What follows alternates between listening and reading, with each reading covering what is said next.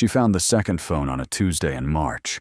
It was tucked inside a folder labeled Vehicle Documents in a filing cabinet she had organized herself.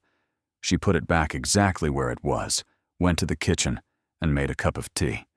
By the time the man she was engaged to called her 17 times in a single evening, she had already moved out of the flat, closed the joint account, contacted the other woman by recorded delivery, and handed copies of a private investigator's full written report to everyone who needed to see it. She didn't answer a single call. What happened between that Tuesday in March and the evening of June 7th took patience, precision, and absolutely no dramatics. Stay with us. She met Marcus Hale, we'll call him that, at a work conference in the autumn of 2019. He was a procurement manager for a logistics company. Well-dressed, easy to talk to, the kind of person who remembered small details from conversations you'd had weeks earlier.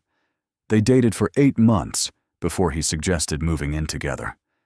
A little over a year after that, he proposed at a restaurant in Bath that he'd booked 3 months in advance. She said yes. She was 34, and she believed she understood who he was. They moved into a 2-bedroom flat in the Clifton area of Bristol. Rent was £1,850 a month, split evenly.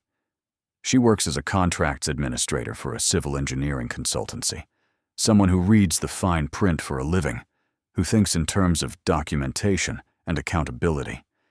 They set up a joint account for household expenses, each depositing £600 a month into it. Everything else stayed separate. That last detail, everything else staying separate, mattered more than either of them knew at the time. Marcus traveled regularly for work, 2 or 3 nights at a time, midweek, to cities like Leeds, Manchester, sometimes Edinburgh. She had no reason to question it. The relationship looked, from the outside and largely from the inside, like a reasonable and stable thing. She had a spreadsheet tracking their shared furniture and household purchases, receipts attached where available. She was not a suspicious person. She was an organized one. There is a difference. The first moment of friction came in January 2022. Marcus had told her he was going to Sheffield for work. Her own car was in for a service, so she called him to ask where he'd parked theirs. He became tense in a way that felt disproportionate to the question. He said it was in the long-stay car park at Temple Mead Station, Bay G14. She checked. It was there. She didn't pursue it. In March, she was looking for their tenancy agreement in the filing cabinet when she found a second mobile phone. A basic handset, the kind sold on pay-as-you-go contracts. No contract, no name attached. It was inside a folder labeled Vehicle Documents. She put it back in exactly the position she'd found it. She went to the kitchen, made tea, and sat at the table for approximately 40 minutes. She did not cry. She did not call anyone. She thought about it practically. Over the next 6 weeks, she returned to the filing cabinet on 3 separate occasions when Marcus was out of the flat and photographed the phone where it sat, noting the dates each time. She didn't touch it beyond what was necessary. She didn't attempt to access it. Simultaneously, she began cross-referencing his travel schedule against their shared calendar, which they'd set up years earlier for logistical convenience. Some trips matched calendar entries, several did not. In late April, she hired a private investigator. We'll call her Claire. Claire was based in Leeds, charged £95 an hour plus expenses, and over the course of 3 weeks established the following. Marcus was staying regularly at a semi-detached house in a suburb of Sheffield. The property was registered in the name of a woman we'll call Nina Dalton. Through public records and direct observation, Claire confirmed that Nina had 2 children, a boy of approximately 5 years old and a girl of approximately 3. Claire noted in her written report, without editorializing, that the boy resembled Marcus. The full report arrived on May 14, 2022. It included photographs, a detailed timeline, dates of observed visits, and copies of relevant records. She read it twice. She placed it in a document wallet. She went to work the following morning. For the better part of 2 years, Marcus had been maintaining what amounted to a second household: a woman, 2 children, a semi-detached house, while living in a Bristol flat with his fiancée, splitting the rent evenly, depositing £600 a month into their shared account, and proposing marriage at a restaurant he'd booked 3 months in advance. She had said yes. She was 34, and she had thought she understood who he was. There is a version of this story where she fell apart, where she confronted him at the door or called him screaming from the car park of wherever she'd pulled over to process it. That version is more satisfying in a certain way. It has more noise. But she is a contracts administrator. She reads documents for a living. She understands that the terms of an agreement only matter when they're enforced, and that enforcement requires preparation, not emotion. She gave herself 3 weeks. She spent those 3 weeks doing what she did professionally: organizing information, sequencing actions, and working through implications before making a single visible move. First, the flat. The lease was held primarily in Marcus's name. She contacted the letting agent directly and had her own name removed from the tenancy. What had seemed like a minor administrative detail at the start of the tenancy now meant she could exit cleanly, without negotiation, without his involvement, and without giving him any advance notice that something was coming. Second, the money. The joint household account had been set up, at Marcus's suggestion, to allow withdrawals under £500 with only one signature, for convenience.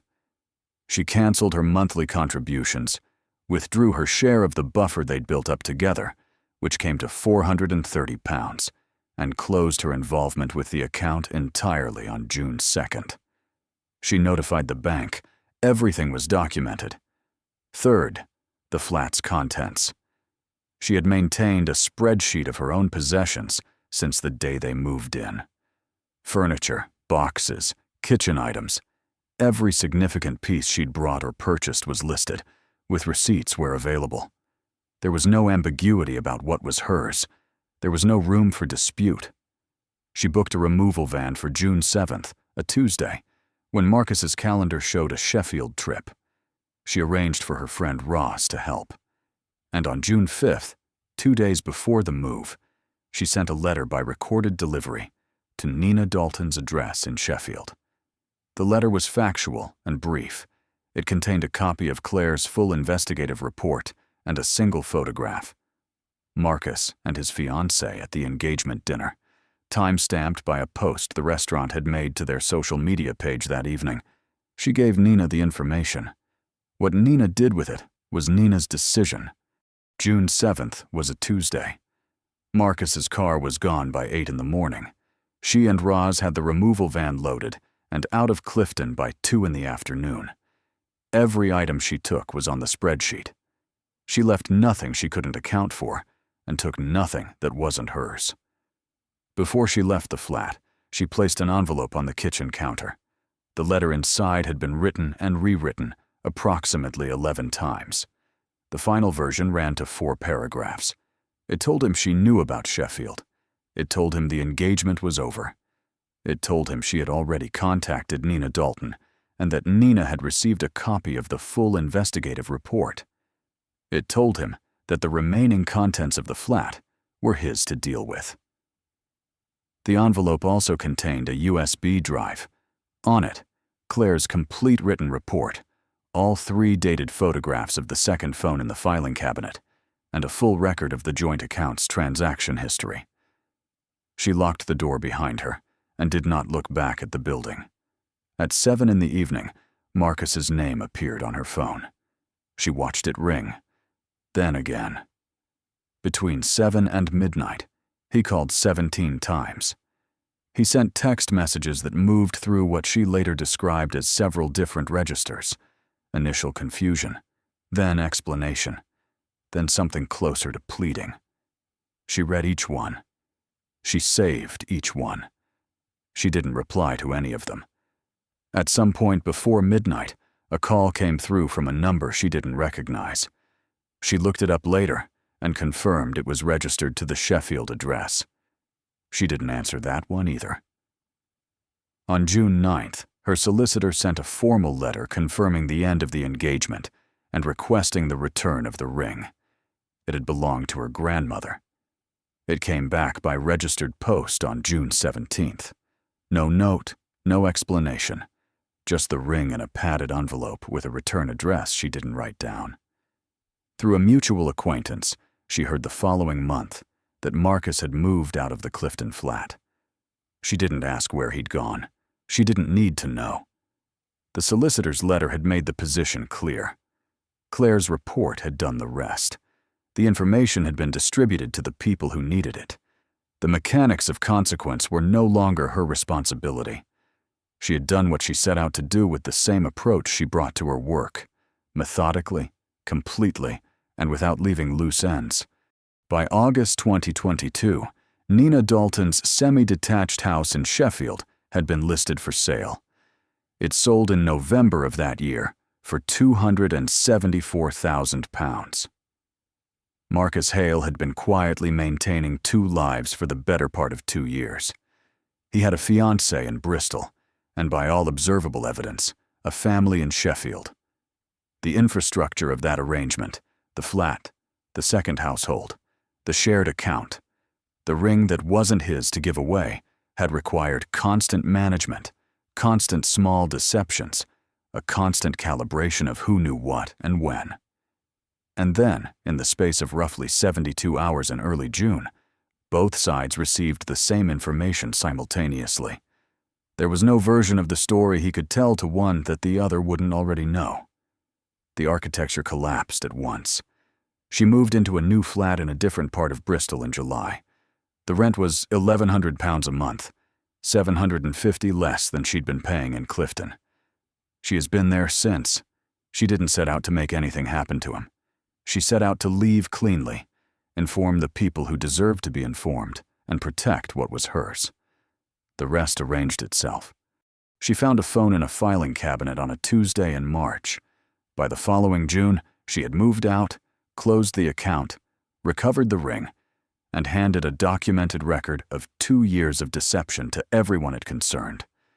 She did not raise her voice once. There is something worth sitting with in that. Not the outcome, but the method. The careful attention to detail. The patience to act only when the position was unassailable. The understanding that a well-constructed exit requires no audience. What a person builds in secret, they tend to lose in public. The records were always there. She simply learned to read them. The universe keeps accurate records.